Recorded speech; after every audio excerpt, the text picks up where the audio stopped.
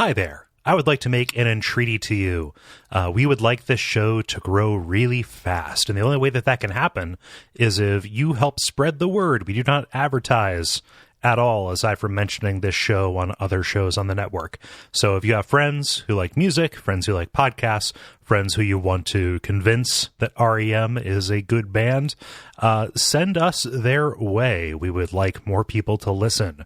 So yeah, just direct them to fileunderwater.net, and we will receive them happily. Thank you.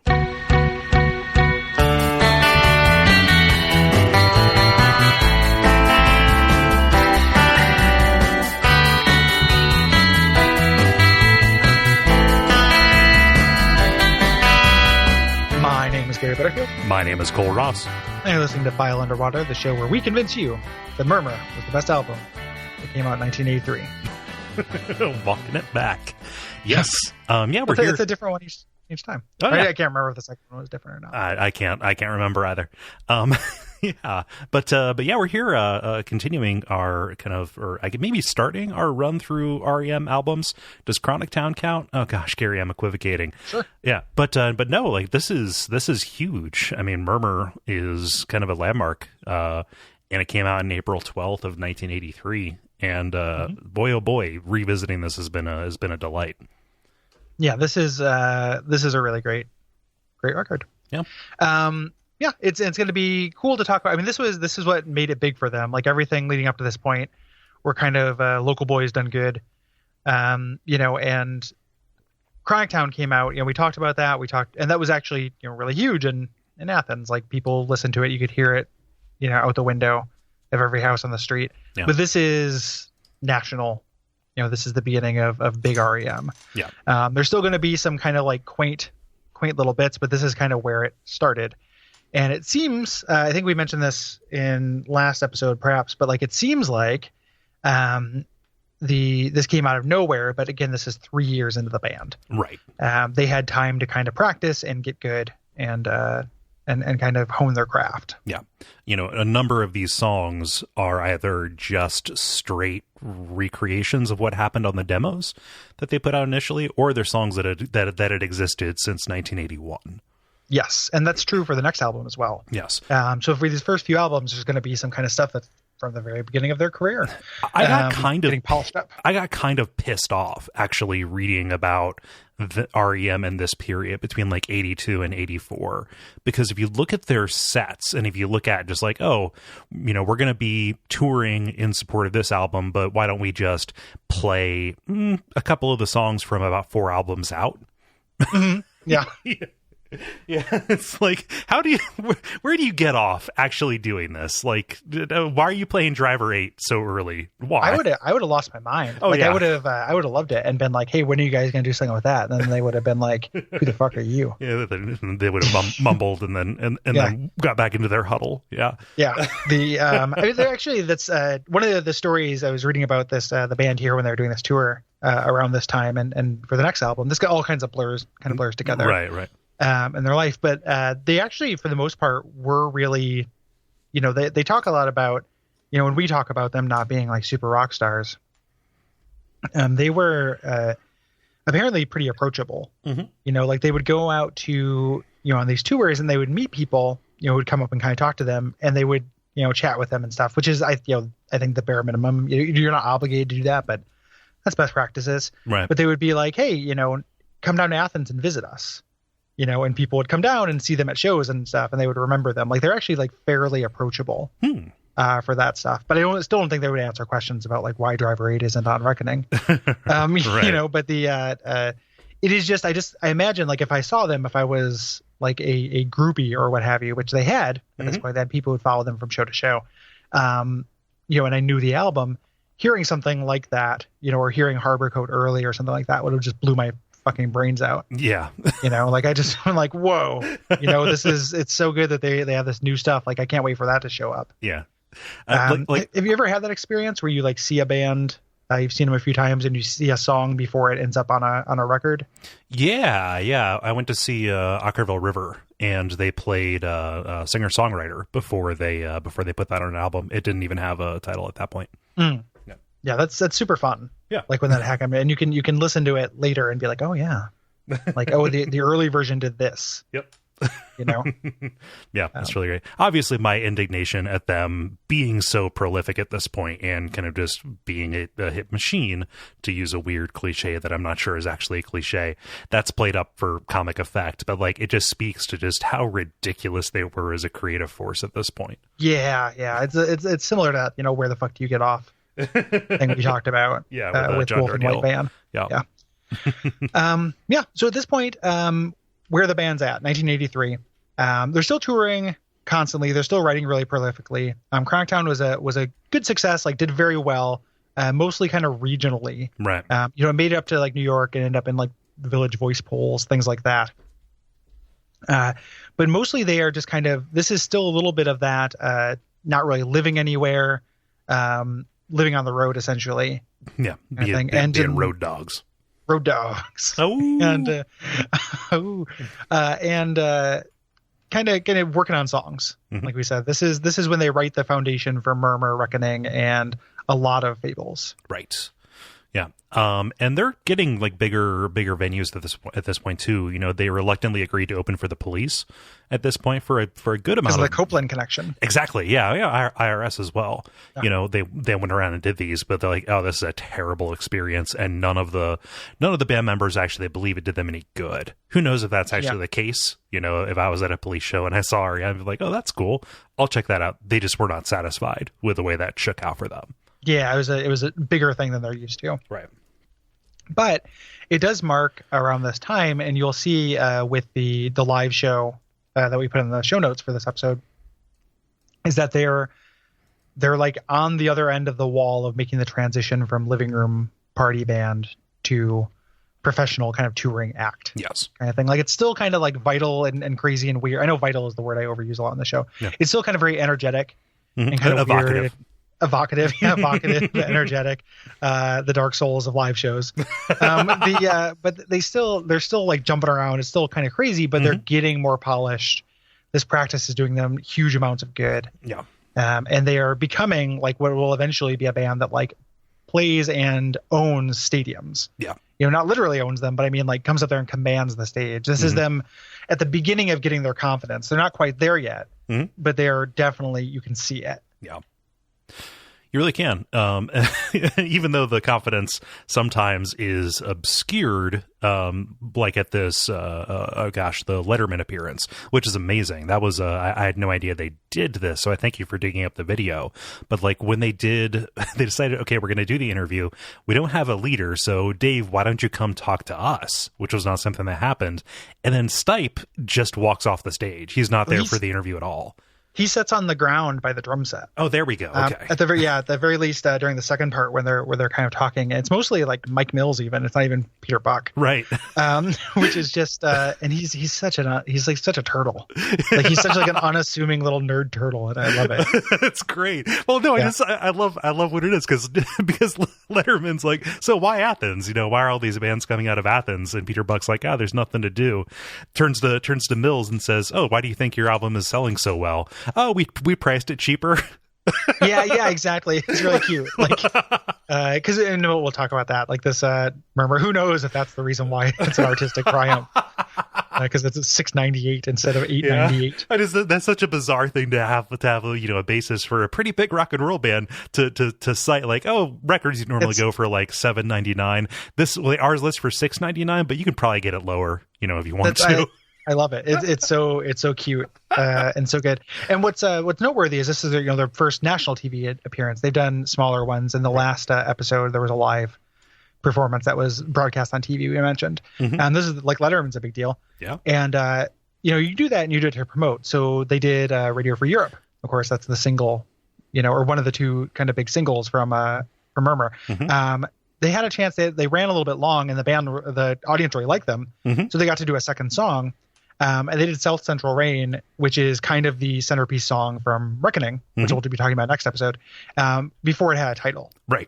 It's like they're just, this doesn't have a title yet. And that's like one that's kind of a cool, ballsy thing to do. Right. They actually did this, and reading about that reminded me when I was like in peak R.E.M. fandom, in the my early teens and kind of late teens. They performed. They did the Video Music Award. Yeah, and that track from they did Wake Up Bomb. New Adventures. Yeah, Wake Up Bomb from New Adventures in Hi-Fi, like a year before that album came out. Yeah, when they ostensibly were there for, for Monster. Right. It was like in post Monster, and like I just remember that it was just like, whoa, a new song, because I was so thirsty for like anything they, I had tons of tapes to listen to the B-sides, and they were bad B-sides. It's like, oh, Rotary 11, sign me up, and it's like, it's not a good song. It's a pretty boring instrumental. Yeah. Oh shit, Cole, I found a YouTube that purports to be Jazz Lips. What? Jazz Lips? Yeah. Pop yeah. I can't tell that it is, but I'll put it in the notes. Like we might have achieved Jazz Lips, Cole. I repeat, we might have achieved Jazz Lips. Yes.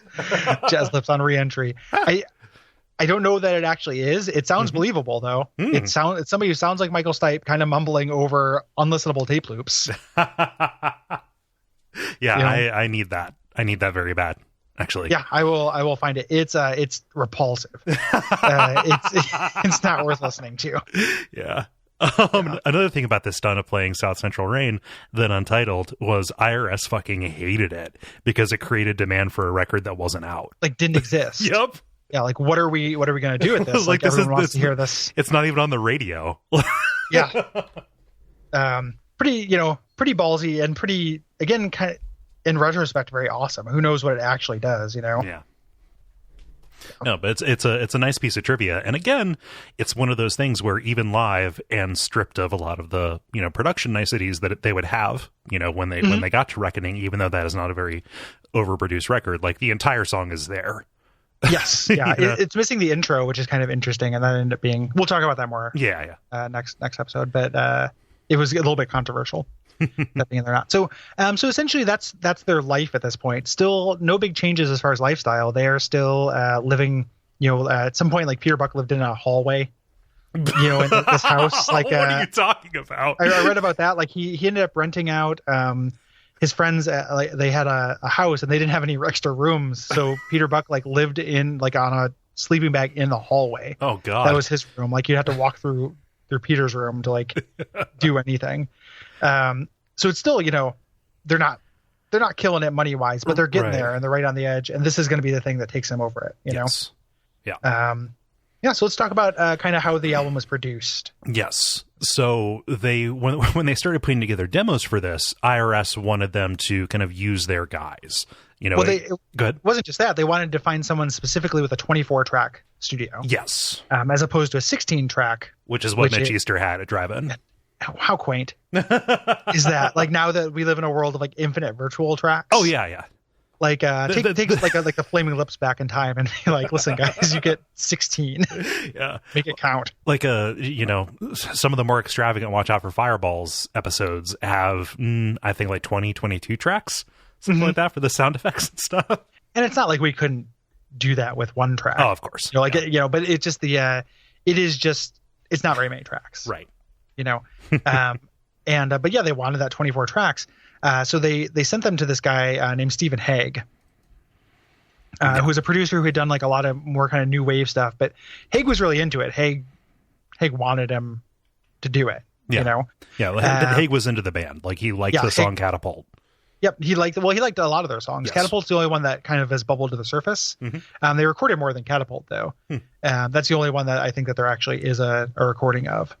And they wanted it. He was trying to make them sound like, to me, it sounds like U2. Yeah.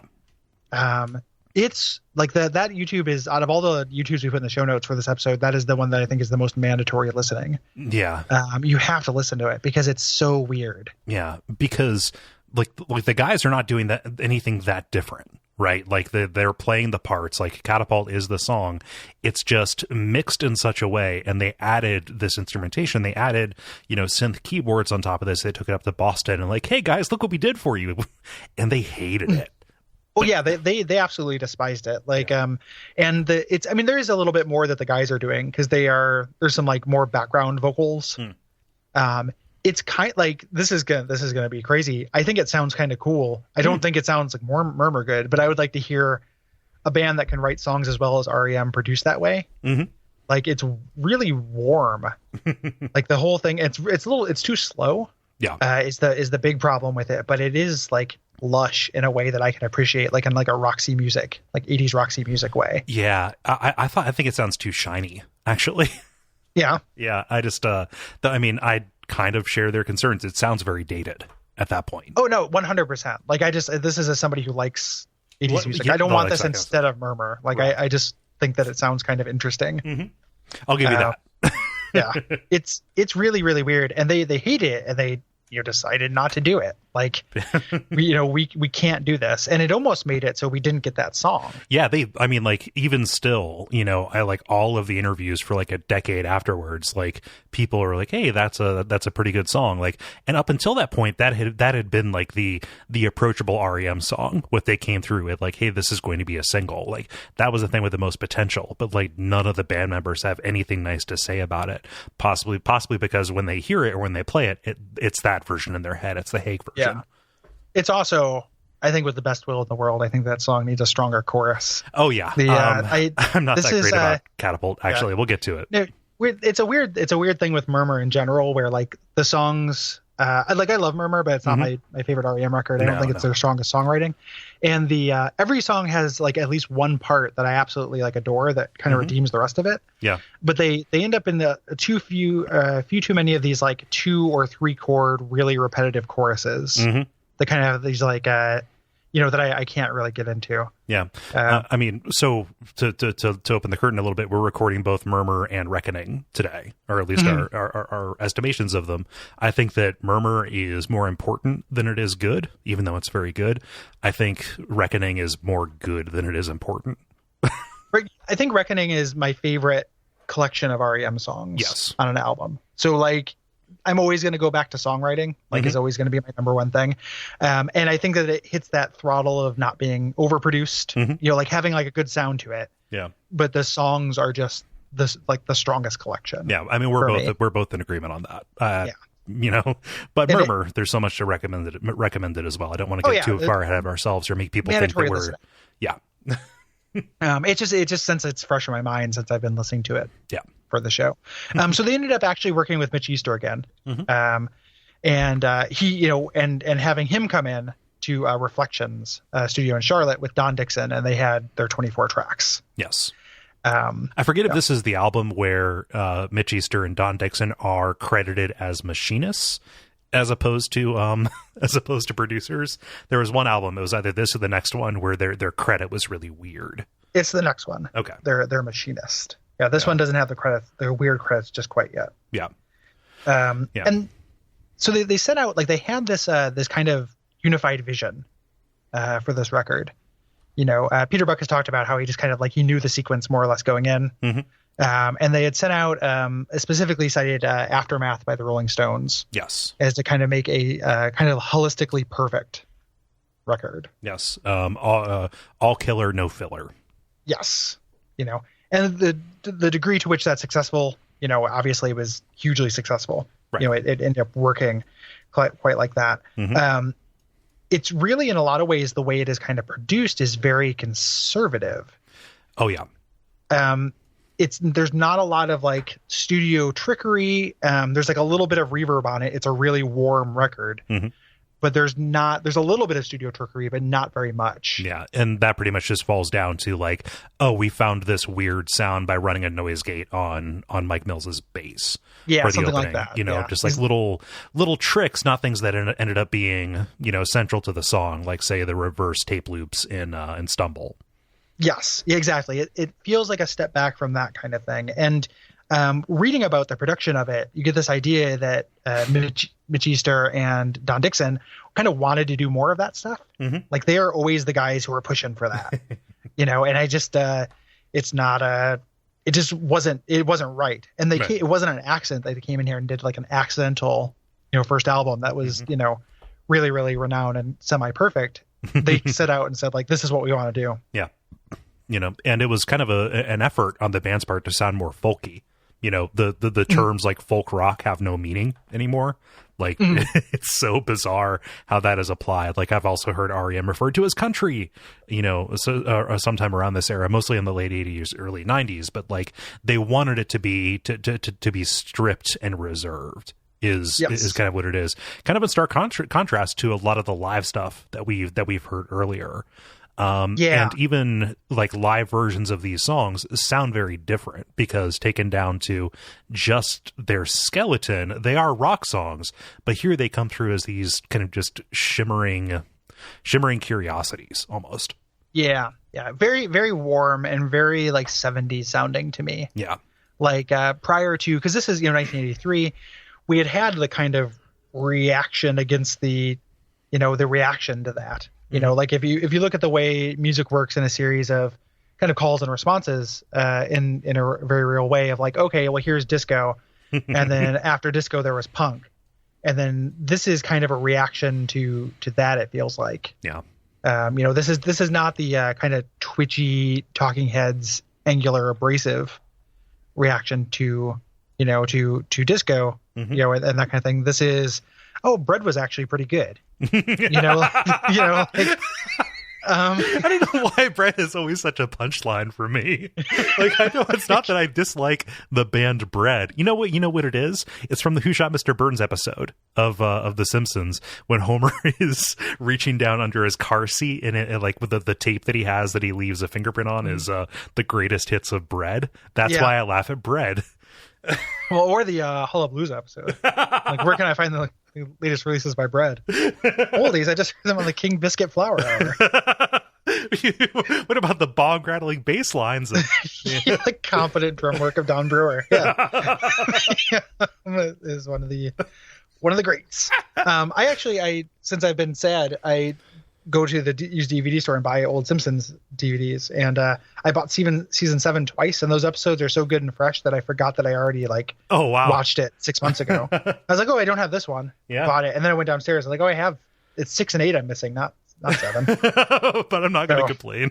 Yeah, I just have 2 copies of it. I was thinking about if I ever had a house and threw parties, having a room where there's just some like couches and then just season 7 of The Simpsons playing on a 4-disc DVD player on repeat. Oh yeah, is like a real good party thing. You don't want to just take a break and just kind of sit in here and watch any 15 minutes in the middle of this season, and it's great. In the middle of this particular season of The Simpsons. Yeah, it's real close to peak Simpsons. Oh yeah, So it's super warm, super 70s sounding to me, and it's super great. They had they had a lot of extra time, like they usually do. So they recorded some covers that ended up as B-sides. Yeah, and we will talk about those after the album. Yeah, that whole recording thing's faster. We talked about that on the special episode about Hindu love gods, which is going to be available by the time this comes out. Just that they had all of this extra room, and it's going to come up more when Reckoning comes around. But like the idea that this is a band that wants to do things quick and fast. For 2 reasons. A, because they don't want to overthink it and they just hate doing that, but also because like as a reaction to, these people like the Stephen Hague who would come in, make them play to a click track and then say, let's take, the book that I read was like, we'll take chorus 19 and verse 35. Let's go. Yeah. Like you're just numbing them. So like the idea, like we're just going to take these guys and, make them play live. That was very appealing to them. And it was much more efficient and led to a better product. Well, and also to be crass about it, it's cheaper. Oh yeah. Like they took like a really small, one of the quotes about that Stephen Hague experience thing is that they could have tried to pursue like a bigger record label and got, a much, much bigger advance, but they got like a $2,000 advance from IRS. And the writer to that was, hey, we can do whatever we want. Right. So we're not going to use Stephen Hague. We're going to go to, and use Mitch Easter. So the kind of money is a thing for these guys. Yes. Still early on, and will be for a while. They talk about well into, into Reckoning, like not being able to, like all 4 of them splitting like a really shitty hotel room, if they're not sleeping on floors or in the van. Right. Or in a hallway. It's just so they're paying all that back in Athens rent that they can't do anything with. These apartments I keep reading about in this oral history that are $125 for 4 bedrooms. God, it makes me sick. I get sick to my stomach. I'm gonna vomit. What I would do with $125 rent. But it's crazy because I think back to it. I think when I was in college for like a room in a 4-bedroom house, I paid like $200. I get sick. The first house I lived out in, I got like the super small room. They had this like really small room that was supposed to be like an office. And I paid $100 a month for that. Oh God. And then after that, I moved into the master bedroom of that house and spent like something like $250 a month. Right. And it was like a 5-bedroom house or something like that. And the rent was $1,000. Something like that. It was ridiculous. Yeah. Even though like, you can go back like any amount of time. Oh yeah. And like when I first moved out to Portland, like I had like a pretty big 2-bedroom apartment for like $750. Yeah. And now that's literally impossible here. And it's been 7 years. Yep. So just strangle everybody out. Yep. So a little bit about the reception. Kind of the sales and chart stuff isn't as interesting. They hit number 26 on the charts. They sold 170,000 in their first month, which is pretty big. The weird thing, and looking at what they were stacked up against, it seems like such a fluke.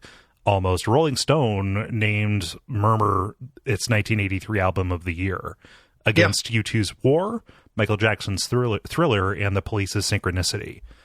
All three of which are gigantic albums. That's absolutely bonkers. Yeah. Like Michael Jackson is and was like the biggest person, the biggest entertainer at the time. And it's not like U2's War or The Police's Synchronicity are small potatoes. Right. Pretty huge. Yeah. Pretty cool. And they again, these guys who I just love were just goofs about it. They just thought it was funny. They were like, yeah, it's not a better album than those albums, but like, it's pretty funny, It's like, I can't decide what would be funnier for them to say that, which is good, cool and good, or for them to say like, well, Thriller's no bad. that would have been a pretty good joke. But then Michael Jackson would have had them killed. Of course, yeah. But yeah, like this, it's a big album, and we should probably talk about it. Yeah, absolutely. Let's get into it. Yeah. Side one. Yep. Radio First Free track, Europe. Yes. Huge deal, obviously. Mm-hmm. This has been recorded before. We've already talked about the song in kind of generalities, but this version is a little bit different. Yes. So I mean, it's more produced. They re-recorded it, unlike the version of Sitting Still, which is not re-recorded. Weirdly enough, so they re-recorded it. It's hardly re-recorded. What's that? Like the version of Sitting Still. Like the bass and the vocal parts are re-recorded on Sitting Still. Yeah. But it was just bizarre to see how much of the demo they used. Here though, they did this over again. It's more produced. It's a little bit more lush. It's also slower. Mm-hmm. Yeah. And this caused the band to kind of like. There's all that argument about the hib-tone version of Radio Free Europe. And I think the band liked the recording, didn't like the master or whatever, but generally liked the pace a little bit more. Yeah. Of this. This begins with a weird little like bass thing that was used by just getting the signal of like the bass strings with none of the notes. It's like it's the hum. Like they ran the bass directly into a noise gate just to get the hum and not the actual tone. Yeah. But besides that, it ends up sounding pretty similar. Yes. How good is the specifically the bass line of like the pre-chorus part of this? Oh, I mean, it's like arc. Like that's so good. Oh yeah, and just like it's one of those things you never see a bass come to the fore unless it is something that is, distinctly meant to sound like prog. It is meant. The bass is there to kind of create the platform for everything else to go around. But Mike Mills is like, no, fuck that. He's out there like that line is more active than the guitar. Especially right before the chorus. Yeah. Yep. I like this version a lot for a couple of reasons. I like the reverb on the chorus vocals a lot. or at least the lead into the chorus. And the piano is a really good addition, I think. Yeah. You know, it sounds great. Yeah, especially just because, you know, it's not fancy. It is just a couple of chords played very insistently. Mm-hmm. Yeah. Still very good. There is a video for this, Such which a weird is thing. It's bad. Like, their videos don't get good for like literally ever, really. Right. Yeah. But this is them kind of walking around these gardens. These are Howard Finster's gardens, who is a figure that will be important. Kind of the early band, is a folk artist from Athens that Michael Stipe was friends with, and he's actually quoted in that oral history book. Yeah, and he's the real deal, man. Like, that guy is a real weirdo. Like, uses a lot of turns of phrase that aren't turns of phrase. Like, omits words from his like, he's a real outsider artist kind of guy. Right. So they did a lot of stuff with him. They did this year. They did a set of videos for the next album. Here, he's the guy who painted the cover for the second album. Howard Finster's kind of a big deal. Yeah, these guys, and this is the walking around his garden, kind of just for hours, intercut with performance footage. Yeah, much to their chagrin, they would have much rather just been them wandering around a garden. Also, with I think Peter Buck sitting at some kind of like secretary or desk. Yeah. Yep. Yeah, and then I love the way it ends with them giving a strange doll to an old man. Yeah, it's very Bloodborne-y for them. But yeah, like it's you know, the band went back and forth about whether or not it was a good idea to use Radio Free Europe again. I forget if it was Mills or Buck who said, like, we were, you know, it was only a year and a half old, but that was ancient history. We felt like we were beyond that. But that's like Buck. That was Buck. Buck wished that they hadn't put it on the album. Yeah. But like, it's a good opening salvo, right? And it shows where they came from. And it's a weird little pair with what we're going to be going to, and kind of with the rest of the album, except when their more kind of post-punk stuff comes through to the fore, you know? Mm-hmm. Yeah. Mm-hmm. Yeah. Second song on the album is Pilgrimage. This is interesting. Like, starts off with this kind of super reverb singing more or less alone with just this bass piano on it.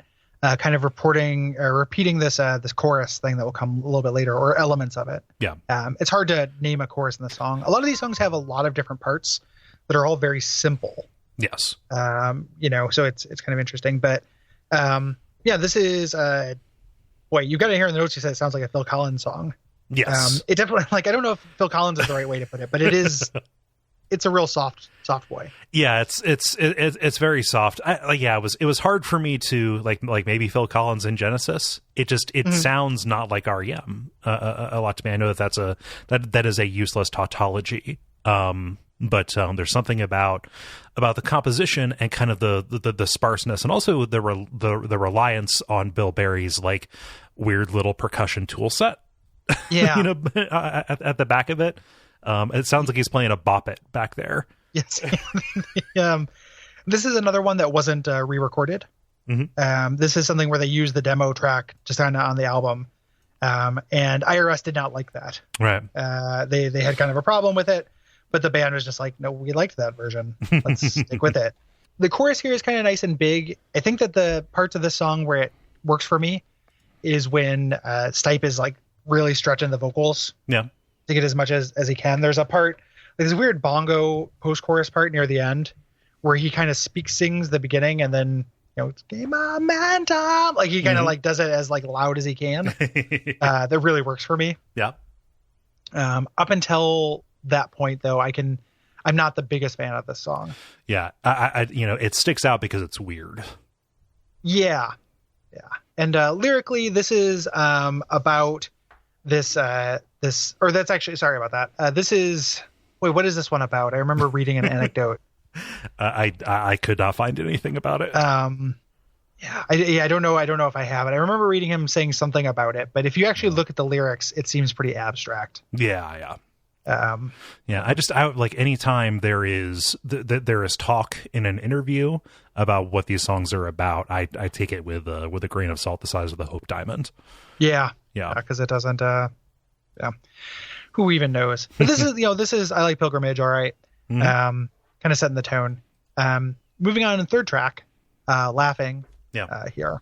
Yeah. And this is something that kind of underlines a lyrical theme that pops up a couple times. Stipe loves his classical mythology references in a lot of these. So, you know, whether or not you like that is going to be, you know, a concern for you maybe, but you can't really understand the lyrics anyway. And what you're left with is a really, really great song. Gary, I love Laughing so much. Laughing is good. I like Laughing. I think that it does have that 2-chord, 2-note chorus thing that I don't like, where it just kind of goes back and forth between him saying laughing, you know, like the 2 syllables. Yeah. And that's kind of a thing with the songwriting on this record in general. Yeah. That's not my fave. But I do like this one. Yeah. You know, starts off with this very like kind of heavy bass to it. And I think the verses are stronger than the choruses. Yes.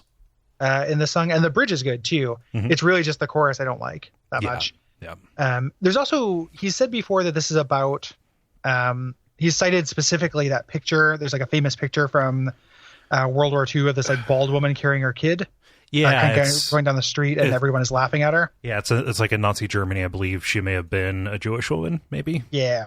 He's described it as a rewriting of the Scarlet Letter as well. Yeah, but I think that's you know, that's not necessarily contradictory with the you know, the Greco-Roman myth thing, is that he's just kind of taking all this stuff and kind of putting it together. Yeah, just putting it into a song just about, you know, about being somebody who is, you know, the subject of derision, right? Mm-hmm. Yeah. So it can be about both. But yeah, I love the guitar on this. Like, this is, you know, of the softer songs that they've done this time, this you know, sounds right to me. Specifically the riff that he does in the verse. Mm-hmm. Yeah. Moving on. It's kind of the second big like kind of single style song from this album. The other one is really known for is Talk About the Passion, working title for this podcast. Yep. And Talk About the Passion, which is when in the last episode when we talked about Gardening at Night and people thinking of R.E.M. as kind of adult contempo, this is a song I think of too that they could think that with, but I like this more than I like Gardening at Night. Yeah. This is kind of a mid-tempo number with these kind of, again, very plain lyrics. Yes. For much of it. Yeah. Specifically lyrics about like apathy. You know, he talks about like, the actual title and, you know, the chorus is kind of a contradiction in terms. Passion is something that you feel, not something you talk about. Right. Yeah. I like the lyrical content of this more than I like the song itself. I think that it moves a little bit too slowly for me. The lyrics are great. Like, you know, when he repeats the line, you know, not everyone can carry the weight of the world. Like, that is, you know, a heat-seeking missile that is coming after all the sensitive boys. Yeah. Yeah. It's I really like it. There aren't very many actual words to the song either. So again, it's just kind of that idea. I've gone back and forth on the song. I've kind of, in re-listening to it for the show, I've been pretty into it. Mostly they hired a cello player for the song. There was just somebody from like the local orchestra. They gave him $200. She's uncredited. Right. They didn't give her sheet music or anything.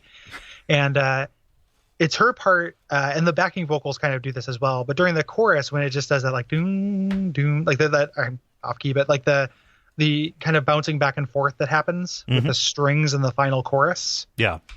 Really does it for me. Yeah. That's like a really, really nice, it's like a C to a G, but it's like a really, really nice interval. Yeah. That kind of does it for me. I always love when classical musicians kind of interact or collide with pop or rock musicians. You know, like this is, it was, you know, unthinkable to this cellist probably that they would ask her to come in and not have a score. Yeah. Something for her to follow. It's the thing I always think about when video games live happens. It's just like there's collectively rolling their eyes and cashing a paycheck. I have to do, it's Master Chief's love theme. Okay. You know, like, or, you know, I think about S&M Symphony of Metallica. Yeah, exactly. Later on, just in classic Michael Stipe revisionist history mode, he said that this song, as opposed to being about apathy, generally was about apathy towards world hunger. Right. And they actually cut a video. This was a single from their greatest hits, which is kind of weird for eponymous. And the video was homeless people juxtaposed with a warship, shots of a warship. And at the end, the message flashed on the screen: in 1987, the cost of one destroyer-class warship was $910 million. That's the thing I like about when Michael Stipe gets political. He uses a real soft touch. Yeah. Yep. He's real subtle about it. It's not that he doesn't have a point. You just imagine him watching Schindler's List and fast forwarding to the end, where Schindler's just saying this diamond ring was worth this many lives, and this, when he just lays out the theme. Yeah. And he's right. Yeah. Like, defense spending is a tragedy. But it's just classic revisionist history. Oh, of course. Yeah.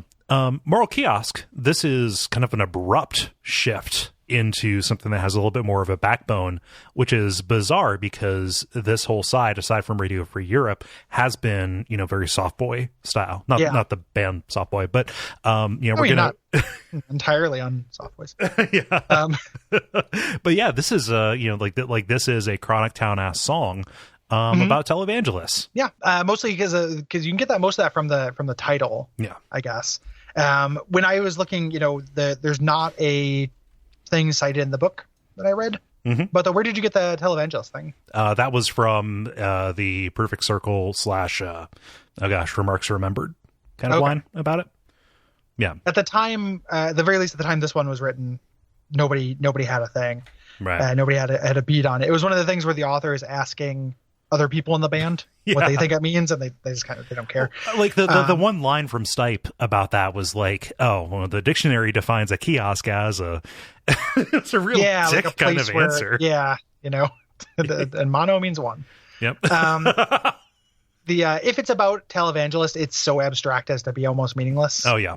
Other than just the title, like the idea of a place to get kind of direction on morals.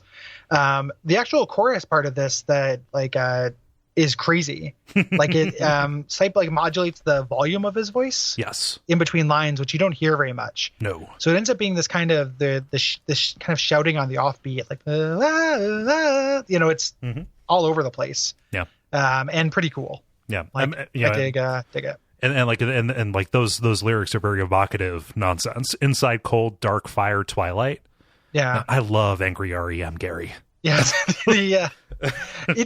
It's funny though, because when estimations of this album like this and then 9/9 and West of the Fields, like people are just like, man, they know how to fucking rock. It's like, and it's not, this is not very rocking even. It just sounds more awake than Talk About the Passion and the previous songs. Yeah. Something about the kind of uniform production of this album, which I actually kind of see as a little bit of a weakness, is that like nothing is ever able to kind of come to the forefront that much. It's like so cohesive as to be almost too cohesive. Yeah. Whereas I feel like on Reckoning, there's like a concentrated effort to make the songs really different from one another. Yeah. And this is something don't mean to keep bringing up Reckoning, but like they're, in a lot of ways, it makes sense to compare them. Right.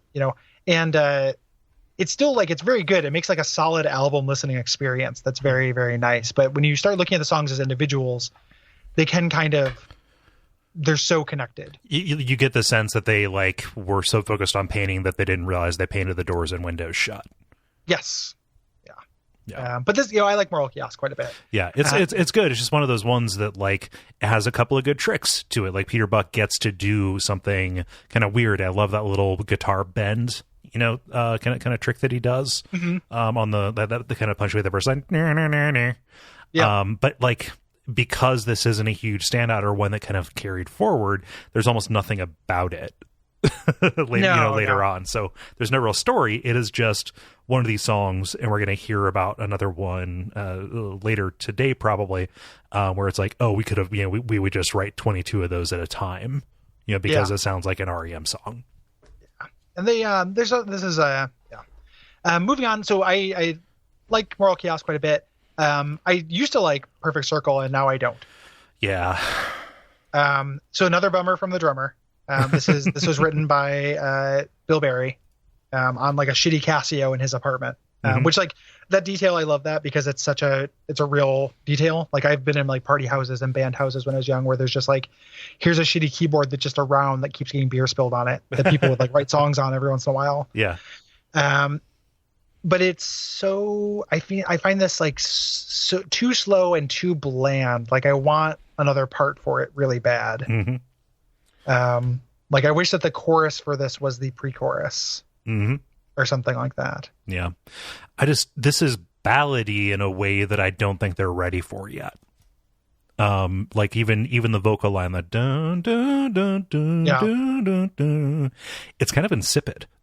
Yeah, it is kind of like a catchy, nice little melody. It's just if it were part of a more complicated or textured song, I would dig it a lot more. Yeah. And this is something where like people similar to Everybody Hurts, like I don't know if they ever get quite as good at as ballads as they want to be. Right. But similar to Everybody Hurts, like people will trip over themselves to say like this is the most beautiful song ever written. Yeah. You know, things like that. And the band all like it a lot. Yeah. But I just think it's boring. Not super into it. I think that it is a little bit too splayed out. You know, there's just not enough happening. It happens over way too much time. Yeah. There's kind of a funny story about this where Peter Buck, when he's interviewed, says that at the end of a tour he hadn't slept in forever, and he went out into the sunset and watched these kids playing baseball. It was football. It was touch football. Stipe says it was baseball. Yeah, it's and it super touched Peter Buck's heart, and he told Michael Stipe about it, and he's like, I could hear my experience in the song. I knew that he wasn't, they never talked about football in the song, but like, can you imagine if the song was about football? Like had lyrics about football, like, get your touchdowns, extra points. Let's go to the concession stand. Yeah. So the shoulders staying too soon, shoulders high in the room is about staying next to somebody at a urinal trough. Hi. So yeah, and then he's just like, I could just really hear it, and I love that he put that in there. And then Michael Stipe's like, no, this is one of the songs that I wrote that's actually really direct, and it's about an ex-girlfriend. Yep. I don't know. I think we're pretty hard on Peter Buck. He doesn't have the redeeming dorkiness that Mike Mills has. Yeah, getting mad at Mike Mills is like getting mad at a hot fudge sundae. Like you don't. Like nobody's gonna treat that guy poorly. Yeah, but I don't know that I would share the story of me crying for 20 minutes over touch football. These guys are so, I wouldn't either. These guys are so weirdly like, because it's like part of the whole point of them is not to be calculated, right? But I mean not the whole point of them, but part of their appeal. But then like something like this will happen where they will say, bring up a story like that that's like probably very true and vulnerable and good. But I wouldn't have said it. Like I would have had some self-awareness to think about how that kind of makes you come off, Right. Yeah. Not a big fan of Perfect Circle, but we're going into side 2, which has or the band Perfect Circle. I mean, which is the side. But Gary, haven't you heard the version of John Lennon's Imagine that's in minor key? It really gives it a new edge. It makes you look at the lines in a different light. I'm way into the things where people take minor key things and make them a major key, though. Okay, yeah. If there's a video of somebody doing all of the opening verses of everything on Metallica's Kill 'Em All in major key, and it sounds like awesome video game music. It sounds like really, really cool, like the mini bosses or something. Right. But that is done to say like, hey, like, isn't music composition weird? That is not done to be like, we're taking this and we're putting it through a dark mirror. Yeah, that's the shitty way to do it. Yeah, I think. Yeah. Oh, now we're gonna get all the Perfect Circle fans coming after us. Well, that's okay. We'll start our Perfect Circle podcast, our sidecast. Perfect Circle. I don't know. Perfect Circle squared. Yeah, there we go. Oh, much better. Yeah. So now we're going to get to the hated and vile Catapult. Yeah, vile, the villainous Catapult. Which is like a pretty awake. Again, like as I mentioned, you can always hear these like awake songs on the beginning of side 2. Generally, in these albums. Yeah, and they didn't want to do it, as we mentioned, but they decided they wanted to record it, and it's got a little bit of something to it. Yeah. The chorus kind of kills me a little bit, like the just Catapult, it's a little too shout along. Yeah, it's kind of pop punky to an extent, which is regretful because there are parts of this that do feel a little bit country, especially like the high neck, ascending guitar noodling that happens. But yeah, it does make it sound childish, which might be part of the point. The thing that I read, like Michael Stipe's kind of explanation for this was, well, I hurt myself a lot as a kid. Yeah, it's definitely about you. Definitely about being a kid, one way or another. Yeah, when we were little boys, when we were little girls. Yeah. Yep. Moving on to Sitting Still. Yeah. So this is there's another demo of this that more or less sounds pretty much like. Yeah.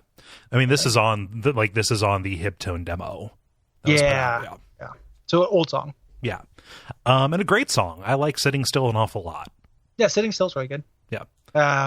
There's not a whole lot to it. It's got that really great kind of the chorus lines, which don't make a whole lot of sense. Of course, like the up to par and Katie bar is the kitchen, and I guess Michael Stipe said something like Katie bar the kitchen door or something like that. It was like an old Southern saying.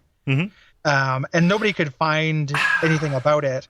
I think that's Michael Stipe's go-to thing, because that's what he said about losing my religion. Yeah, that's what well, the losing my religion one is interesting because he said that, and then somebody found like a reference to it in like a 20s thing. So it's just him being super Stipey. Right. Katie bars. Yeah, it's like Katie bar the kitchen door, like bar the kitchen door was a saying, and maybe it is. It doesn't matter. Right. But it is just kind of a weird thing. Yeah. So. But I'm happy that, I'm happy that, both of those standouts from the demo found their place in the pantheon on this album as part of the debut, because they're part of the history, right? Yeah. And let's pick them up, dust them off. They didn't have to do much, and they're here, and they represent like very much what the band sounded like live in a way that the rest of the album doesn't. Yeah. I'm just happy that White Tornado didn't make it on. Me too. So moving on to 9/9. Oh, Gary. Yeah. Oh boy. So when I was reading about this, they like 9/9 an awful lot. Well, they do. Yeah. They do. And one of the reasons why they say it is because they were like, yes, we like the Byrds and we like old country bands and stuff, but we also were into like Gang of Four and shit. And I can kind of see it. Like this has that weird kind of stuttery bass. Yeah. And it's a little bit more punk than it is, but still run through the Murmur production. Right. Yeah, it's a real weird song. I think it is I like it as an experiment more than Stumble because it's half as long. Okay, there we go. So that's about it. Yeah, that'll forgive a lot of sins. It's just not pleasant to listen to. Like it is, there's nothing to grab onto, and like something doesn't have to like appease me at every step of the way. And it's not, man, I'm qualifying so much of this because my instinct is to say it feels like the rhythm section is playing different songs, but they're playing a similar song. They're just off by about a half step. It's the rhythm section I think is doing something very complicated. Yeah. That the guitar and kind of vocals and the rest of the song are not matched up with. Yeah.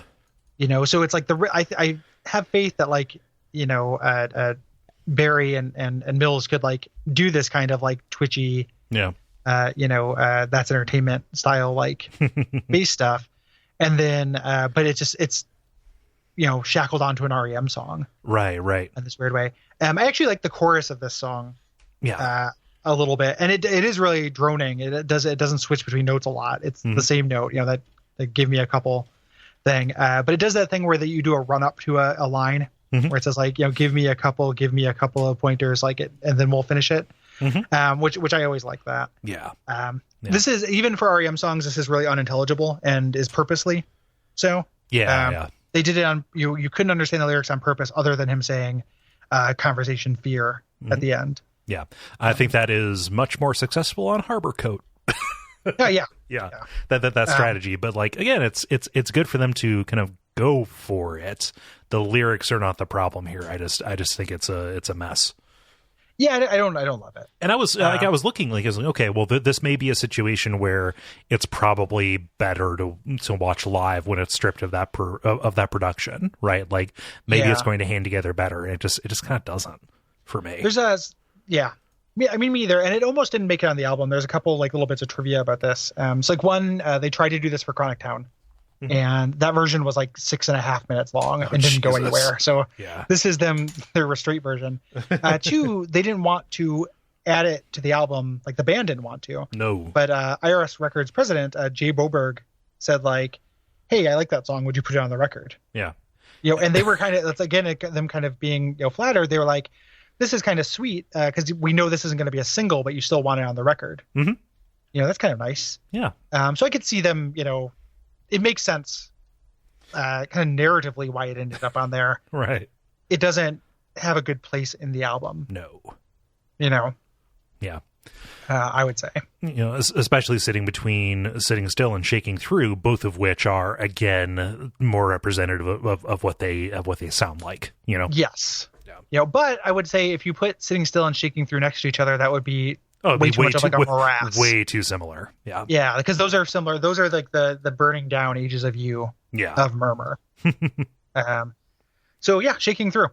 Mm-hmm. I like this. It's definitely a little bit of a workhorse. Again, like Mills comes through and he shines, but it's middle of the road. Yeah. It feels like they slapped the piano onto it to give it some kind of identity or fingerprint. Yeah.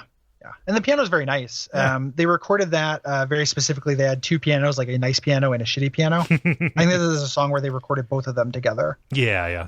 Which is pretty nice. They did that on Perfect Circle as well. It was Barry and Mills who were playing the piano on that. Yeah, which is I like that quite a bit. Mm-hmm. And I actually like the kind of post-chorus kind of bridge part at the end of this. Again, because it gets really high up and kind of strains. Yeah. And it kind of comes along, but it's I like this song just fine. It moves the album along without standing out too much. That is damnation by the faintest of praises. Yes. Yeah. Because I like that song too. I think the lyrics are really good. Like, again, speaking to the sensitive boys, could it be that one small voice doesn't count in a room? Yeah. Like there's a reason this band spoke to me so much as a young teen. Mm-hmm. I love that line too, because it's stretched over so long. Like it's a long sentence for an album lyric. Yeah. And it goes over the entire, like all of the chords, kind of pretty impressive kind of vocally. Yeah. The lyrics in this. Next up is We Walk, which is a real weirdo song. Yeah. This is like it's like a Roy Orbison transplant or something like that. Yeah. They had a really hard time kind of doing this song because it's got it's so like kind of lockstep. Yeah. It's and Buck wasn't the problem. It was Barry wasn't the problem, it was Buck. Yes. So they ended up having to do this to a click track because they needed to be right on point. Yeah. With those guitar things, which is just dun dun dun dun dun dun dun dun dun. It's real. It's real like a real march. Yeah. The march is exactly what it would be.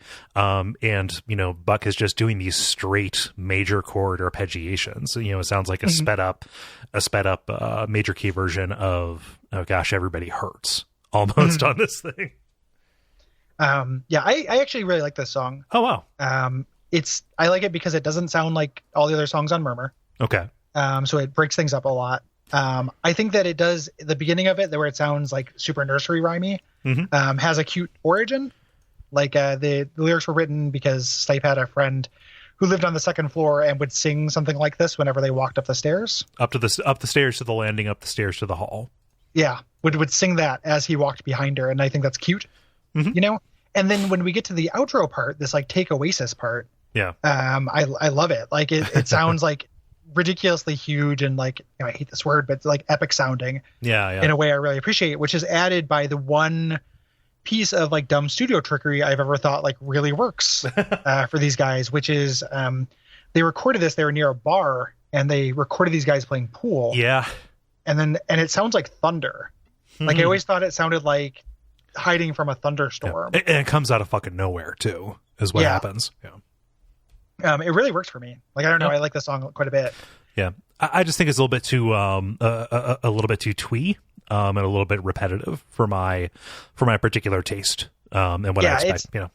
It's both of those things, and like a lot of songs on Murmur, it's saved by an end, like a bridge at the end of the song. Yeah, where things kind of break out. And that's something like Peter Buck has come out and said, like, I have no idea why I put so many chords in those songs. Like, he was insecure about his place as like a guitarist in this. So like, he will make these 15 chord songs, but he won't use them all at once. He'll just do these little like modal shifts, right? Yeah. So it works for me on this album, and doesn't, like, it's overly dramatic to say it saves some of the songs, but I do think it makes some of them that just sound very murmury. Yeah. Much more interesting. And then the album ends with West of the Fields. Yeah. This was a collaboration, but I read who they collaborated with well after I took these notes. So I might rely on you to say who actually helped write this. Neil Bogan. I don't know who that is. He is a guy. He's like a scenester guy. Okay. Who they like to wrote the lyrics with them and kind of help them write it. It's pretty simple. Yep. The song, and kind of about this this mythology reference with these Elysian fields. Mm-hmm. And yeah, this is another one where people are just like, if you thought R.E.M. couldn't rock, until you hear West of the Fields, which is crazy because that isn't the thing that like is remarkable about it. It's not the relative volume or the distortion on the guitar. It is just how dark and atmospheric it is. It is really dark and atmospheric. Yeah. The chorus is doing that too, that shout along thing I don't like. Right. The West of the Fields part of this, I think, is kind of frustrating. Yeah. But again, it has that late game bridge thing, like that. The animals are strange part is like one of my favorite moments on this album. Like, and it's like my favorite thing to close this out, like, because it's so good. Like anytime Michael Stipe has to get to the very top of his range and like only barely makes it. Yeah. That's always gonna do it for me. Yeah, we're gonna. Gosh, I forget. Is this no? It's gonna be next episode where we talk about the live show where he does a falsetto that just does not work at all. No, yeah, yep. Yeah. I love that. It is listed here as the third chorus. The antelopes are strange, trying to sicken me. Yeah. Just a nice little couplet there. Yeah, I like that a lot. Yeah. So that's the part that's my the favorite part of the song. Kind of ties it together for me. Yeah. It's a weird ending track. Like I think they tend to end more intentionally than this on later records. Mm-hmm. I don't know what would have been the better ending. Yeah, for it, but I couldn't pick a song of these that actually has a more definitive kind of stop.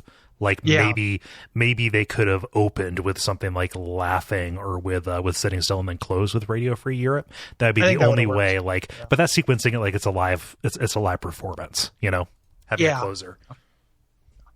And this ends the record. As a whole, like as I mentioned, I think that if Murmur has a weakness, it is that unification that it has, and that could be. In no way objective and more just to my taste. Right. Where like I'm usually into second album weirdos that have like a lot more variance in kind of the song feels, the kind of tone to the songs. Yeah. It's I think that it does work, that unification does work against them, especially when they are trying to bring forward these things that do sound like a rougher, more rough and tumble version of what they actually are, like at this point when you hear them live. So things like Moral Kiosk or Shaking Through or Sitting Still, all of those, I don't think they benefit from kind of the polish that is put here. And the slower, more kind of like sprawling things talk about the passion. Perfect Circle, I think that like they're more at home in that kind of environment. I just don't know that there's enough going on with it there. And it sounds like I'm very down on this album. I think that it's, aside from 9/9, there's not a skip on this. Yeah, I will skip Perfect Circle generally. But other than that, I don't think there's really a skip. I think as an actual album holistic experience, it's very nice. Mm-hmm. Like it is a nice, like very soft album, which I like. Yeah. But it just doesn't do it tons of favors being sandwiched between Reckoning and Chronic Town, right? Both of which are just much more lively. Yeah, and that speaks more to what I think both of us value, at least until like we get to the Warner days and like they've transitioned into being something that doesn't have the weight of how awesome Chronic Town is on top of it. Yes. You know, like they're a different band at that point. So it's absolutely mandatory listening. Like really, really, really fantastic album, and lays down the groundwork for a lot of what they're going to do. Right. It's just, as for my personal taste, you know, I just like some songs a little bit later. Yeah. Before we totally move on to the kind of outtakes things, a couple of little trivia bits we didn't really talk about.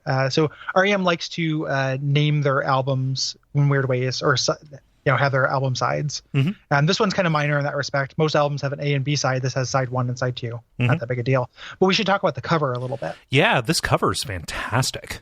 Yes. I love it. Yeah. It is. So it's just this section of kind of this wooded area covered by kudzu. Yeah. It's like a waterfall of kudzu, kind of like offset by this very, like the type on this is very subtle and kind of like integrated into it. And kudzu is a fucking mess. It's so cool looking. Yeah. Like they talk about it being kind of an intentional thematic statement where it's something that to most people will look like an alien landscape, but it's something that if you're from the South, you'll like understand. Yeah. And it was kind of a shout out or kind of a tribute to their Southern, like this is a Southern band. It's an easy thing to forget, but this is a Southern band and they're very enriched in the South. Yeah. It is the kudzu that is strangling our Dixie. Like, did you know that like if you like rip down kudzu and you don't burn it, and if you burn it, it's toxic. But if you just like throw it away, it will grow from the trimmings. Yeah. Like it is. Yeah. I think it's from Japan, maybe. Sorry, I'm turning into kudzu facts, but I've got a lot of family from the South, and like I was fascinated by it when I took trips down to South Carolina and Georgia. Yeah. Yeah. And on the back there's kind of I wanted to say a famous trestle, like a trestle around Athens. that swept the Trestles and it's the famous trestle next to that cool field. Yeah. It's famous because they featured it on this, but it is a railroad trestle that again has this greenery around it. Yeah, like it is fantastic packaging around this that does make a statement about where they're from, and as kind of their debut, it's important to have that part of your story of where you came from, even if you're going national, right? Yep. Yeah. I really, really love it. There's some kind of outtakes live stuff we're going to talk about as well. Yes. As we do. Yep. There are two that are not bullet pointed here in the notes, specifically the covers that they did in the studio, the Tighten Up by Archie Bell and the Drells, and the There She Goes Again, oh gosh, Velvet Underground. The Archie Bell and the Drells thing it very much just sounds like something they did for fun. That song is great. I love Tighten Up. I don't know that I needed R.E.M. to do it. No, they're just fucking around. Yeah. Like there's no reason to listen to the R.E.M. version of that. Like well, it's longer. Yeah. Thank God. That's just them kind of goofing around. Right. Their version of There She Goes Again is a little bit more successful. I think that's actually kind of a good version of that song. Yeah. And that's Velvet Underground is a weird kind of influence for these guys that doesn't get, cited all that often. No, it's something that all of them would say, especially around this time, but like the press would try and pin them more to the birds. Yes. Yeah. And that's I can hear it, but I can hear a little bit of the Velvet Underground in there as well. Yeah. Because of that Velvet Underground cover that R.E.M. did, I got into the Velvet Underground. Oh, well. So I would not have listened to the Velvet Underground if it weren't for R.E.M. covering them. Hey man, any road you take. Yeah. So as far as other outtakes, kind of before we get to the live stuff. Yes. There's a song called Romance, which would turn up on Eponymous later. Yes. Be the kind of like the one thing to get hardcore fans to buy a greatest hits album. And it worked on me. Like I bought Eponymous to get my hands on Romance. Yeah. This is an earlier version. Mitch Easter loved this song. Okay. One of his favorites, and just kind of never made it into an album. Yeah, it was an Ages of You. Never, yes. Always a bridesmaid, never a bride. Like Ages of You, which also ended up being right. And I like both these songs. Okay. I like Romance. I like Ages of You a lot. Yeah. I would have traded out a Murmur version of either of these songs for 9/9. Yeah. Or something. Maybe not. I mean, they sound a little bit more middle of the road, but I might have, trade them out for one of the, Forest Sitting Still or Shaking Through, or one of the kind of like just murmur songs. Mm-hmm. Would have had something a little bit more poppy, which both of these are. Yeah. I like Ages of You a little bit more than Romance. Last time we recorded, I was a little bit down on Ages of You. Romance just feels a little bit too call and response style for me. Yeah. And yeah, it just doesn't work as well, I think, as Ages of You does. And I think that like as they keep trying, as they're like, oh, we've got this thing laying around, why don't we bring it out and just run it through whatever production we have at the time? Like Ages of You works with Murmur production. Yeah, I think so too, even though I think my favorite Ages of You is the Chronic Town version. Yeah. But I would have liked that tempo with this production on this album. So it's a lot of, I'm being my own little Stephen Hague. And Romance, like I'm always going to be a sucker for, like, even when I was in a band, I'm really into the dun, dun, dun, like that kind of guitar. Yeah. I like that. I like that for a breakdown or a bridge. I don't like it for the entire thing. It's exhausting. Well, the chorus is very like weird and sprawling in that song though. So I think it is a contrast. I think that song needs another part. Yeah. Romance more than anything. But I didn't know that it was this old, so it was cool to find that through research. Yeah. And then another outtake, a song called That Beat, which I also think is pretty good. Yeah. It's not produced enough. But this was never going to end up on an album and Right. never ended up on a B-side or anything. There isn't a more produced version of this. It's just a song that they used to play live that they do in the studio here. Yeah. In the studio, like they just mix it in with all their studio chatter. It's all of their extra sode stuff that they didn't want to lose. Yeah. And Stipe's a little bit out of key, but like it's a good like jaunty song. Mm-hmm. Yeah. Like the chorus, like ding, ding, ding, ding, ding, ding. Like I'm into that kind of hanging on that last note after a little climb. Yeah. Thing. So actually, like the outtakes on this album, I think are pretty good. Yeah. Any of which I would have seen, I feel like with a little bit different sequencing and stuff could have made a part in their actual, in the actual albums that they've put out. Yeah. They also did some live stuff. Yep. Like bands do. Mm-hmm. Yeah, there are two shows. So there's a live show that was done on in Toronto that is on the deluxe edition that you can get on Apple Music, and I imagine is available in a lot of other places. That's just where I got it. And again, we have this, kind of idea of like each one of these albums for their first, 3 or 4 was a bridge to the next. So we get stuff, from Reckoning that is featured because they were writing it on the road as they were touring in support of Murmur. Yeah. Yeah. And this also kind of shows both of the live shows in this episode we're covering and the ones for this album kind of show the playful R.E.M. side that does all these covers. Yeah. So that's going to be more in the live show we are featuring next episode. But here they close with California Dreamin'. And that's the Boston one. Oh yeah, whoops. For a different live show, they do that. Yeah. So. But yeah, I mean, like we went talk about that. Like the shows sound very similar. They're just they were recorded, I presume, the same tour, months. just different. Yeah, just months from each other.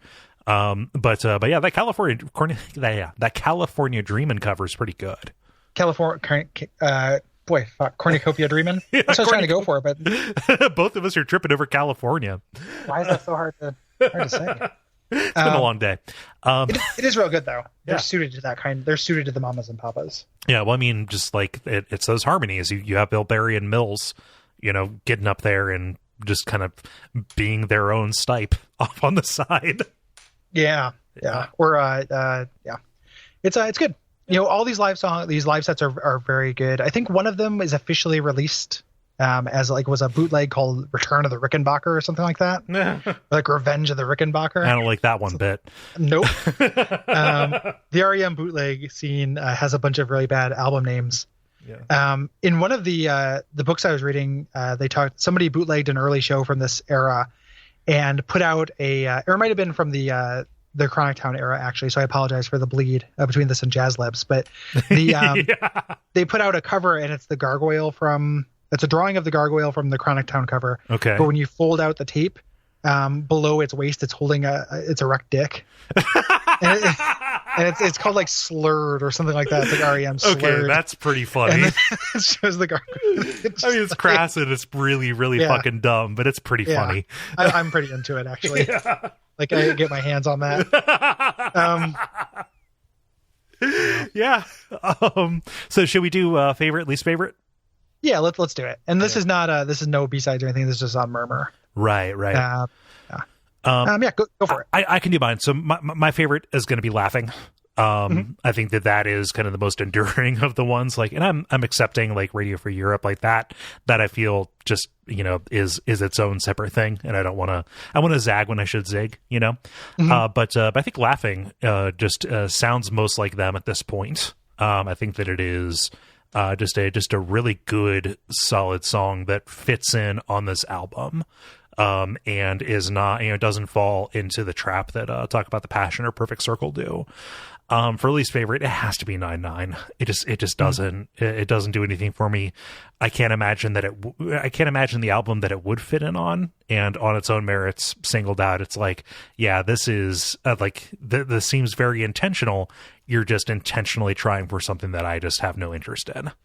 Should have polished up that beat. Put that beat there because it sounds, awake and twitchy. Yeah, between sitting still and shaking through. Exactly. Yeah, and then put 999 as a B, or 99 as a B side. Mm-hmm. Nine basses, 9 guitar outros. The intros. I'm not going to accept Radio for Europe. I think Radio for Europe's the best song on here. Okay. I would put that as my favorite, and it's the one that I want to listen to the most. Going back to it. Yeah. So I definitely give that my favorite. And then I still think I would rather listen to 9/9 than Perfect Circle. Perfect Circle makes me want to kill myself. I can't handle like these boy,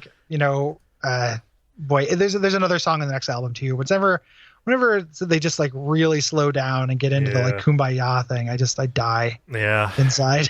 Yeah, I have sympathy for that. Yeah. I mean, it's not like, there's good things about that song. It's not like they're unpretty melodies, but it's weird though. Like I really like Way in the Future and Up. They do At My Most Beautiful, which I like. Yeah, it's really good. And that's a good song. So there's something about this specifically that just doesn't work for me. Yeah. I don't know. Like it like I am shifting, and there probably is a little bit of hypocrisy baked into it, but like my expectations differ depending on the era. Like there are things they can get away with in Up because that's just who they are at that point. And who they weren't, who they were trying to figure out. Yeah. Up, like I excuse a lot of stuff on Up because they were broken, as a unit. Yeah. So that's kind of how it is for me. But if I'm listening to this album and not doing it for research, I will skip Perfect Circle. I will skip 9/9. Yeah. Sometimes will not. There'll be tracks I don't finish. Mm-hmm. It is a really, really good album. It's also one of the things about us doing this show is that like I listened to this so many times. Yep. This is one of the first albums I've had, and this might be the single album I've heard more than any other album. Yeah. So there's definitely a little like an element of fatigue where I just kind of like, okay, I know it. Yeah. Yeah. Which is kind of, a victim of, being one of their most well-known albums. Yeah. So. Yep. I'll repeat what I said toward the beginning. I think this album is more important than it is excellent or great. I think that The Reckoning is more excellent and great than it is important. Yeah. And we're going to get to it. Yep. Thank you guys for listening to this, the show. As always, if you go to the page on Duckfeed.tv for this episode, you will find a list of YouTube links of things you can listen to when we talk about live shows and B-sides and stuff. Yep. You can find them all there. Gary is not willing to take credit on those, but I will say, hey, Gary put those together and they're great. And they helped me do research as well. Thanks. Yeah. It's been the most pleasurable, like one of the most pleasurable parts about doing the show has been because, something like, and I know I keep harping on it, I know it's not a masterpiece, but I am a really big R.E.M. song and I never heard that beat before because I didn't have a reason to like try to do a deep dive and find outtakes from Murmur specifically. I just figured everything they had ended up on a B-side or something. Yeah. So it's kind of, and I don't know if I talked to you about this, but around 1988, they start a fan club and they have Christmas singles and those are great. Oh, wow. I've been checking those out and they are like weird. Because I'd heard they do a cover of Academy Fight Song by Mission of Burma, which is my favorite Mission of Burma song. Yeah. And it's really good. And I was like, oh, I wonder what this is from. Finally like dug into it. And once we get to around then, there'll be a couple really cool, weird songs that they did just for people who are part of their fan club. Oh, wow.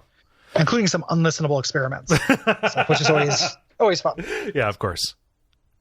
Yeah. So what else can they do, Cole, other than look at that page? Leave us a rating or review on iTunes. I haven't gone and checked just because the show is so new. As of the time we're recording this, we just put out the Chronic Town episode. We're a little bit ahead, but that always helps us out. That helps us get a new and noteworthy.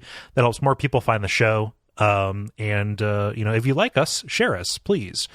Take us to social media, take us to your friends, who like R.E.M. or have heard about them, or who you're trying to convince that R.E.M. is, pretty great. All of that helps us, and gives you a friend to talk about the show with. Yeah, hold an intolerable listening party. Sit around. No comedy whatsoever, really. Mostly just people humming guitar lines. Yeah, just listen to the record and then listen to us talk about it in silence, and then go back to your own respective homes. Yeah.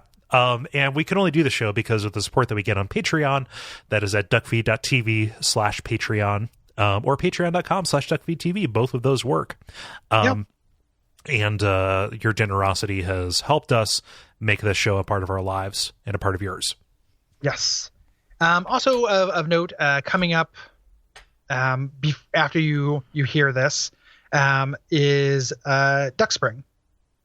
So is the community live stream charity event.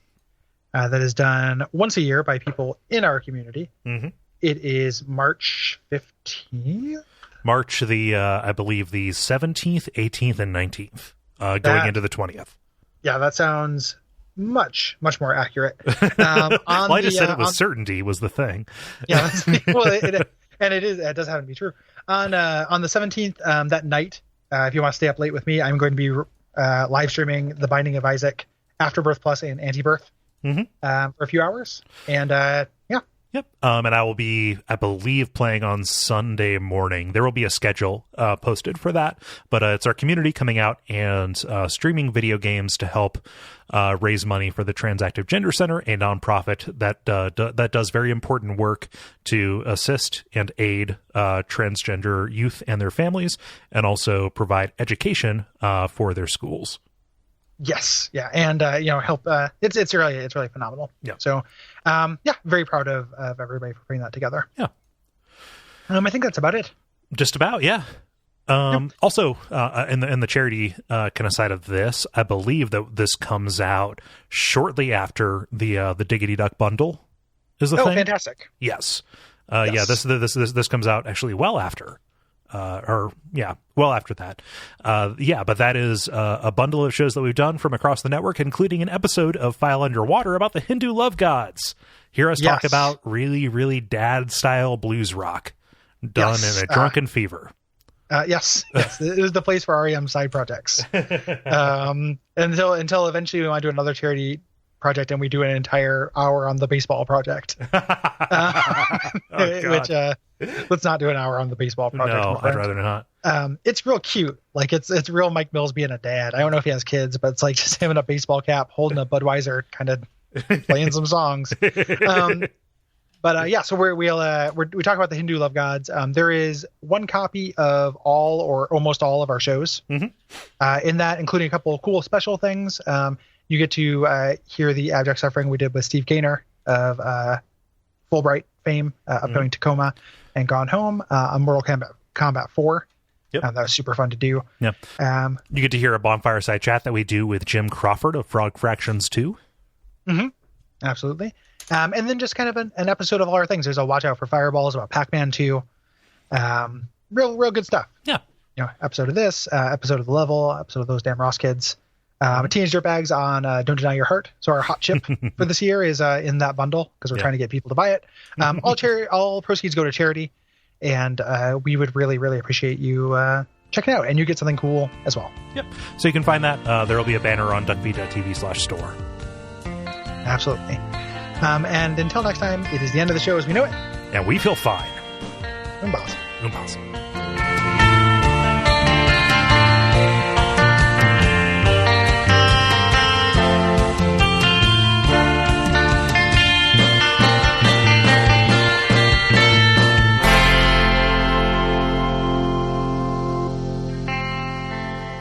We did it with a lot more confidence there. Yes, I need to use the bathroom as well. We're getting there. We're growing like R.E.M. did. Okay, I'll be back in a minute.